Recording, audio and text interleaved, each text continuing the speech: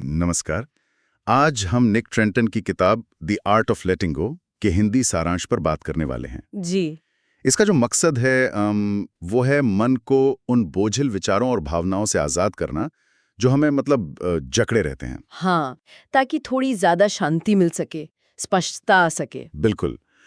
ये उन लोगों के लिए खास तौर पे काम का हो सकता है जो अक्सर विचारों में उलझे रहते हैं या खुद की आलोचना को ज्यादा ही करते हैं। तो आइए देखते हैं सारांश में क्या है। बिल्कुल। ये सारांश असल में कुछ ऐसी कह सकते हैं मानसिक तकनीकों पर फोकस करता है जिन्हें रोजमर्रा की जिंदगी में उतारा जा सकता है। मन को थोड़ा हल्का करने के लिए। हाँ। अच्छा, तो पहली और शायद सबसे बुनियादी बात जो इसमें है वो है नियंत्रण का विभाजन। मतलब ये समझना कि भाई जिंदगी में क्या चीजें हमारे बस में हैं और क्या नहीं। सुनने में तो बड़ा सीधा लगता है ये। हाँ, सुनने में सीधा है, पर इसे अमल में लाना वो थोड़ा मुश्किल हो सकता है, खासकर जब हम परेशान हो। हाँ बिल्कुल। ये विचार मूल रूप से स्टोइक दर्शन से आता है और इसका असली फायदा तब होता है जब हम अपनी एनर्जी उन चीजों पर लगाना बंद कर देते हैं जिन्हें हम बदल ही नहीं सकते। जैसे दूसरों का बर्ताव या पुरानी बातें। एग्जैक्टली। जैसे दूसरों का व्यवहार या जो पहले हो चुका है। जब हम ये मान लेते हैं तो बेवजह की चिंता, वो निराशा, वो कम होती है। ये सिर्फ एक विचार नहीं है, ये असल में मानसिक ऊर्जा बचाने का एक सक्रिय तरीका है, क्योंकि मन तो अक्सर वहीं अटकता है ना जो कंट्रोल में नहीं है। सही कहा। और इसी से जुड़ा हुआ मुझे लगता है अगला विचार है आत्मदया का। हाँ। मतलब जब चीजें ठीक ना हो या हमसे कोई गलती हो जाए तो खुद को कोसने की बजाय थोड़ी नरमी बरतना। मुझे लगता है कई लोग इसे कमजोरी मान लेते हैं। अपनी तकलीफ को, अपनी असफलता को स्वीकार करना, उसे इंसान होने का एक हिस्सा मानना। जैसे हम किसी दोस्त को संभालते हैं ना उसकी गलती पे, वैसे ही खुद को हौसला देना। हाँ, ये खुद को सजा देने का जो एक चक्कर बन जाता है उसको तोड़ता है और असल में सीखने और आगे बढ़ने के लिए एक ज्यादा मजबूत जमीन देता है। लेकिन आपने कहा स्वीकारना, इसमें और अनुशासन में संतुलन कैसे रखें? हाँ, ये बहुत जरूरी पॉइंट है। संतुलन चाहिए। आत्मदया का मतलब लापरवाही नहीं है। अच्छा। सारांश में एक और दिलचस्प तुलना है, पूर्णतावाद यानी परफेक्शनिज्म और उसकी जगह उत्कृष्टतावाद यानी एक्सेलेंसिज्म को अपनाना। क्या ये सिर्फ शब्दों का हेरफेर है या इसका कुछ गहरा मतलब है? नहीं, इसका गहरा मतलब है। देखिए, पूर्णतावाद अक्सर एक जाल जैसा होता है। सब कुछ एकदम सही होना चाहिए वरना बेकार है। हाँ, होता है ऐसा। ये सोच या तो हमें काम शुरू ही नहीं करने देती, मतलब टालमटोल होती है, या फिर हम हमेशा असंतुष्ट और थके हुए रहते हैं। सही। इसके उलट उत्कृष्टतावाद का मतलब है भाई अपना बेस्ट दो, प्रक्रिया पर ध्यान दो, गलतियां होंगी ठीक है, उनसे सीखो।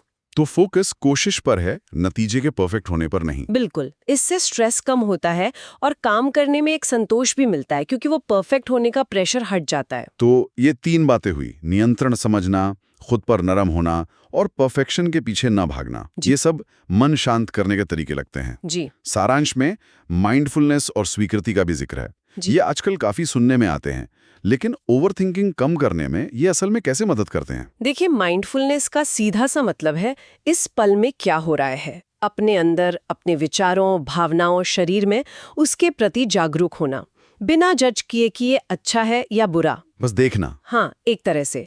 और स्वीकृति का मतलब है कि ये जो अनुभव है, भले ही मुश्किल हो, उन्हें दबाने या उनसे लड़ने की बजाय उन्हें बस रहने देना। ये थोड़ा अजीब नहीं लगता, मुश्किल भावना को रहने देना? हाँ, ये विरोधाभासी लग सकता है, लेकिन होता ये है कि जब हम अपने विचारों या भावनाओं से लड़ना बंद कर देते हैं तो अक्सर उनकी पकड़ हम पर ढीली पड़ जाती है। अच्छा। और साथ में वो दृष्टिकोण बदलना वाली बात भी है, मतलब किसी बुरी घटना को देखने का नजरिया बदलना। जैसे वो सवाल बदलना, ये मेरे साथ क्यों हुआ की बजाय ये मेरे साथ क्या सीख सकता हूँ। बिल्कुल। ये हमें उस लाचारी वाली फीलिंग से बाहर निकालता है। सारांश में इन तकनीकों को अमल में लाने के लिए कुछ प्रैक्टिकल चीजें भी बताई हैं, जैसे कुछ करना। हाँ, उसमें सुझाव हैं जैसे लिखना, मतलब जर्नलिंग, ध्यान करना या गहरी सांस लेने के अभ्यास। अच्छा। ये सब अभ्यास जो हैं वो हमारी भावनात्मक लचीलापन, मतलब इमोशनल रेजिलियंस बनाने में मदद करते हैं। यानी मुश्किलों से उभरने की क्षमता। हाँ बिल्कुल। ये कोई जादू की छड़ी नहीं है, पर ऐसे मानसिक व्यायाम है जिन्हें लगातार करने से धीरे धीरे फर्क दिखता है। ये सब सुनकर तो लगता है कि किताब काफी उपयोगी हो सकती है, खासकर उनके लिए जो चिंता या ओवर थिंकिंग या इमोशनल उतार चढ़ाव से जूझ रहे हैं। हाँ, या जो आत्म सुधार की राह पर अभी शुरू ही कर रहे हैं। लेकिन सारांश में ये भी लिखा है कि गुडरीड्स और Amazon पर इसकी समीक्षाएं मिली जुली हैं।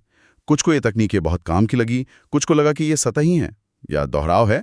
ऐसा क्यों? ये तो होता ही है, खासकर सेल्फ हेल्प जॉनर में।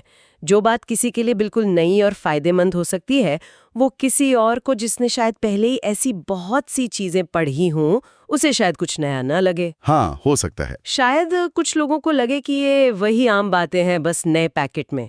लेकिन जरूरी ये नहीं कि किताब हर किसी के लिए परफेक्ट हो। जरूरी ये है कि पढ़ने वाला उसमें से अपने काम की एक दो बातें निकालकर अपनी जिंदगी में लागू कर पाए। ये सही पॉइंट है। तो कुल मिलाकर ये सारांश दिखाता है कि दी आर्ट ऑफ लेटिंग गो मानसिक शांति और भावनात्मक आज़ादी के लिए कुछ सरल लेकिन असरदार विचार और अभ्यास सामने रखती है। जी। नियंत्रण छोड़ना सीखना, खुद के लिए दयालु होना, परफेक्ट होने की उम्मीद छोड़ना और अपने नजरिए को एक्टिवली बदलना, ये सब छोटे कदम लग सकते हैं, पर शायद यही मानसिक बोझ कम करने की चाबी है। बिल्कुल सही कहा। और जाते जाते एक सवाल श्रोताओं के लिए छोड़ा जा सकता है सोचने को। हाँ, आज अपनी जिंदगी के किस एक छोटे से पहलू में नियंत्रण छोड़ने का अभ्यास किया जा सकता है? या हाल की किसी चुनौती को ये मेरे साथ ही क्यों हुआ की जगह मैं इससे क्या सीख सकता हूँ? हाँ, इस नजर से देखने पर क्या महसूस होता है? क्या पता जवाब थोड़ा चौंकाने वाला हो। दिलचस्प, सोचने वाली बात है।